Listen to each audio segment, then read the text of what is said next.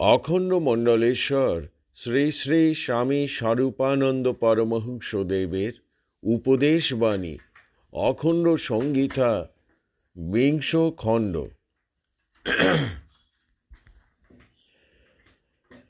আমি জানি না স্বামী স্বরূপানন্দ পরমহংসজি এই শ্রেণীর চিন্তাবিদগণের মধ্যে পড়েন কিনা, কিন্তু তিনি সর্বতোভাবে একজন বাস্তববাদী ব্যক্তি। বর্তমানে বৈজ্ঞানিক যুগে মানুষকে যদি সত্যই ধার্মিক করিতে হয়, তাহা হইলে তাহাদের ধর্ম সম্পর্কিত ধারণা, ধার্মিক জীবন, ধর্মীয় অনুষ্ঠানবলী, ধর্মীয় চিত্তাবেগ ও ধর্মীয় বিশ্বাস সম্পর্কে তাহাদের চিন্তাধারাকে যুক্তির গণ্ডিতে আনিয়া নৈতিকতা ও আধ্যাত্মিকতার সর্বজনীন আদর্শ ও তত্ত্বের দ্বারা পুনর্গঠিত ও নবারণ স্নিগ্ধ করিয়া লইতে হইবে। তাহাদিগকে শিখাইতে হইবে যে নৈতিকতা ও আধ্যাত্মিকতার এই সকল সর্বজনীন মাপকাঠি দিয়া কি করিয়া সেই সকলের প্রকৃত মূল্যবান নির্ধারণ করিতে হইবে। যে সকল ধর্মবিশ্বাস, ধর্মীয় কর্মকাণ্ড, ধর্মীয় শৃঙ্খলার বিশেষ বিশেষ বিধানসমূহ এক একটা সম্প্রদায়ের ভিতরে বিকশিত হইয়াছে, মোট কথা ধর্ম যদি নৈতিকতার উপরে প্রতিষ্ঠিত না হয়, ধর্মজীবনের বিরাট প্রাসাদ যদি নৈতিক সংযমের দৃঢ় ভিত্তির উপরে প্রতিষ্ঠিত না হয়, তাহা হইলে এই সম্ভাবনাই অত্যধিক যে উহা ভাঙিয়া পড়িবে এবং কতগুলি প্রাণহীন কঙ্কালে হৃদয়হীন কর্মকাণ্ডে এবং কুসংস্কারাচ্ছন্ন ধারণায় পরিণত হইবে। যে কর্মশক্তিকে কদাচ নিঃশেষিত করা যায় না, স্বামীজি তাহার সেই অক্ষয় সামর্থ্যকে যে দেশের নৈতিক বাতাবরণের সুচিতা বিধানের জন্য এবং সর্বসাধারণের বিশেষ করিয়া কিশোর সমাজের নৈতিক চেতনার নবজাগরণের জন্য একটি নির্দিষ্ট দিকে কেন্দ্রীভূত করিয়াছেন, ইহা গভীর বিস্ময় ও শ্রদ্ধার সহিত লক্ষ্য করিয়াছি। তিনি চাহিতেছেন তাহাদের মনে জীবন সম্পর্কে একটি নৈতিক ও আধ্যাত্মিক দৃষ্টিভঙ্গি সৃষ্টি করিতে।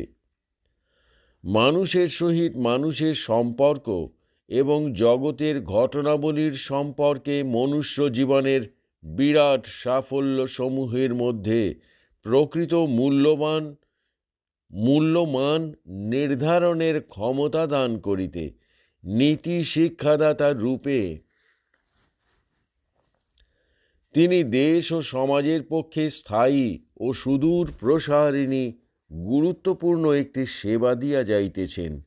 যদি দেশের যুবকগণের নৈতিক কর্তব্যজ্ঞান জাগ্রত হয়, যদি তাহারা তাহাদের অন্তর্নিহিত শক্তির এবং সম্ভাবনার উপরে সুদৃঢ় আস্থা ন্যস্ত করিতে পারে, যদি তাহাদের মনে প্রকৃত মানবোচিত চরিত্র গঠনের প্রবল প্রতিজ্ঞা জাগ্রত হয়, এমন চরিত্র যাহা কোনো প্রলোভনের কাছে কাম কলুষ বা ভয়ের সম্মুখে নত হইবে না, এবং যদি তাহারা নৈতিক ও আধ্যাত্মিক মানদণ্ডের দ্বারা প্রত্যেক ব্যাপারে প্রকৃত মূল্য নির্ধারণ করিতে শিক্ষা করে, এবং ইহাই ছিল ভারতীয় সভ্যতার ভিত্তিভূমি, তাহা হইলে এই দেশ নিশ্চিতই সর্বতোমুখিনী উন্নতির দিকে ধাবিত হইবে এবং যেই সকল অমঙ্গল পাশ্চাত্য সভ্যতাকে ধ্বংসের দিকে ঠেলিয়া নিতেছে এবং যাহা ঋষিমুনিগণের দ্বারা অধ্যুষিত পুণ্যভূমিতে আমদানি করা হইতেছে, তাহারা আমাদের অভ্যুদয়কে পঙ্কিল করিতে পারিবে না।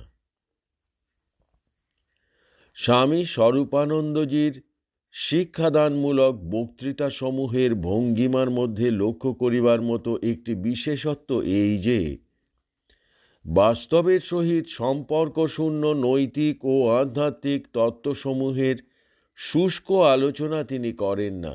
তিনি দারুণ বাস্তবতা বোধ সম্পন্ন একটি মানুষ। তিনি আমাদের ব্যক্তিগত, সাংসারিক ও সামাজিক জীবনের এক একটি নয়ন গ্রাহ্য সমস্যাকে তুলিয়া ধরেন। এই সমস্যাগুলির বিভিন্ন দিকের প্রতি জনতার একাগ্র দৃষ্টি আকর্ষণ করেন। বিভিন্ন মতের চিন্তাশীল ব্যক্তিরা কে ইহাকে কিভাবে দেখিয়াছেন বুঝিয়াছেন তাহা বলেন এবং জনসাধারণকে আস্তে আস্তে তাহার যুক্তিশক্তির সহায়তায় সেই মতে টানিয়া আনেন। নৈতিকতা এবং আধ্যাত্মিকতার আদর্শবাদের দিক হইতে তিনি যাহাকে এই সমস্যার প্রকৃত সমাধান বলিয়া মনে করিতেছেন। এই সকল সমস্যা আমাদের জীবনের উপরে এবং তাহাদের সমাধানগুলি জীবনের বিভিন্ন বিভাগের উপরে কি প্রভাব বিস্তার করিতেছে তাহা তিনি দেখাইয়া দেন। তিনি সর্বদা মনে রাখেন যে তিনি বর্তমান জগতের একটি মানুষ, যেই জগতের ভাব সর্বস্ব তাত্ত্বিক আলোচনার চেয়ে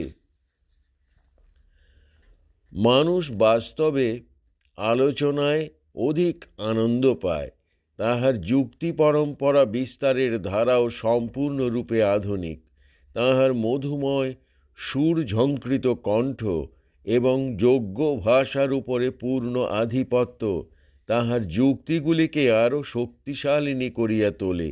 এইসব মিলিয়া তাহার অসামান্য জনপ্রিয়তার সৃষ্টি করিয়াছে এবং তাহাকে বর্তমান যুগের শিক্ষাদাতা রূপে বিরাট সাফল্য দিয়াছে। আমরা তাহার জীবন লক্ষ্যের সিদ্ধি লাভ কল্পে প্রার্থনা করি। ঢাকা 8ই আশ্বিন বুধবার 1342, ইংরেজি 25শে সেপ্টেম্বর 1935, অপরাহ্ন 3 ঘটিকায় শ্রী শ্রী স্বামী স্বরূপানন্দ পরমহংসদেব ময়মনসিংহ হইতে ঢাকা পৌঁছিয়াছেন।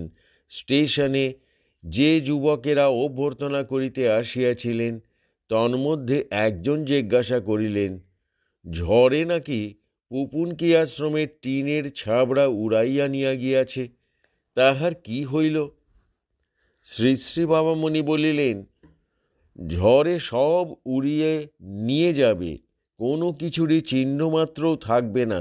এই কথাটাকে ধ্রুব সত্য জেনেও তো কুটির নির্মাণ করেছিলাম। পুপুনকির ঘরদোর ঝড়ে উড়িয়েছে, বেশ করেছে। আবার ঘর বানাবো, আবার নষ্ট হবে, আবার তৈরি করব, আবার সাময়িক আশ্রয় নীড়। জীবন ভরেই এই মারাত্মক খেলা খেলে যেতে হবে, এ কথা জেনেছি বলেই মনে আর কোনো দুশ্চিন্তা নেই। অযাচকের অনেক ক্লেশ, অনেক কৃচ্ছ, কিন্তু কেন ঘরটি নূতন করে নির্মাণ করলাম না বা করতে পারলাম না, এজন্য কারো কাছে কৈফিয়ত দেবারও প্রশ্ন ওঠে না।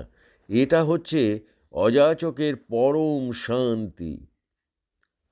একটি পয়সা যেদিন তোমাদের কাছ থেকে চেয়ে নেব, তার পরদিন থেকেই তোমাদের হাজার কৈফিয়তের দাবি মেটাতে কেবল কারণের পর কারণ দেখাতে দেখাতে সময় নষ্ট করব।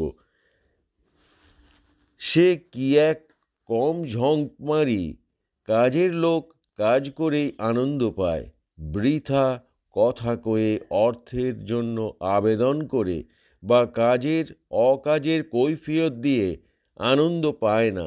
তবে অযাচকের সবচেয়ে বড় অসুবিধা এইখানে যে তার অযাচকত্ব তাকে অন্য সর্বসাধারণ থেকে এমনই আলাদা করে রেখে দেয় যে সে তার কাজে অধিকাংশ লোকেরই কোনো সহযোগিতা প্রত্যাশাও করতে পারে না। দেশবিখ্যাত কোনো মহান দাতা নিত্য কামনা করছিলেন যে আমি যেন মুখ ফুটে তার কাছে দান প্রার্থনা করি, তাহলেই তিনি আমার ভাণ্ডার পূর্ণ করে দেবেন। কিন্তু আমি চাইলুম না, চাইতে প্রলুব্ধ হলুম না। নানা রকম ঘটনার মধ্যে পড়েও নিজের শিরদাঁড়াকে একটুখানিও বক্র হতে দিলুম না। ঘাড়টার ওপরে মাথাটা একেবারে সোজা করেই রেখে দিলাম। সুতরাং আসবো বলে কান্নাকাটি করেও সেই ধন আমার কাছে এলো না। ফলে ইচ্ছুক দাতার সঙ্গেও আমার কর্মযোগের কোনো যোগসূত্র স্থাপিত হলো না। অযাচকের এইটাই এক মস্ত বড় অসুবিধা। পুপুনকিতে আশ্রম করে মানভূমকে আমি সাধ্যাত্মিক সেবা দেবার চেষ্টা করে এসেছি, কিন্তু আমি যে অযাচক, আমার কাজে মানভূমবাসীদেরও যে সহযোগ হস্ত নিয়ে এগিয়ে আসা প্রয়োজন, এ কথা তারা বুঝবে কি করে? আমি গিয়ে মানুষের দুয়ারে দুয়ারে ভিক্ষার ঝুলি নিয়ে আবেদন শুরু করলে তবে তো তারা বুঝতে পারবে যে তাদের এগিয়ে আসবার প্রয়োজন আছে। এই যে শহর ময়মনসিংহ থেকে এলাম, 14টা তো বক্তৃতা দিয়েছি, একটা কথাও কি উচ্চারণ করেছি যে আমার অর্থের প্রয়োজন? শহর আমাকে আতিথ্য দিয়েছেন, প্রতিদিন আমার বক্তৃতা শুনেছেন, এটাই তো আমার পক্ষে যথেষ্ট। আমার এই শহরে আসবার মধ্যে শহরবাসী একটি প্রাণীরও কোনো পার্থিব স্বার্থ ছিল না, তবু যে তাঁরা আতিথ্যের সুন্দর ব্যবস্থা রেখেছেন এবং আমার মুখের কথাগুলি শোনবার জন্য দলে দলে আগ্রহাকুল হয়ে প্রতিদিন এসেছেন, এতেই তো আমি কৃতার্থ। কিন্তু অধ্যাপক অক্ষয়বাবু বলেছিলেন শহরবাসীদের উচিত আপনাকে কিছু টাকা তুলে দেওয়া। আমি বলেছিলাম, আমি তো টাকা তোলার জন্য বক্তৃতা দিতে পারি না মশাই, আমার বক্তব্য বলার জন্যই এসেছি, টাকা তোলার জন্য নয়। অক্ষয়বাবু বললেন, এটাই আমার কাছে এক নিদারুণ আশ্চর্য ব্যাপার বলে মনে হচ্ছে, কিন্তু আপনার আদেশ ও অনুমোদন ছাড়া আমরা কিছু করতে পারি না, এজন্য এই ক্ষেত্রে আমরাও নিরুপায়।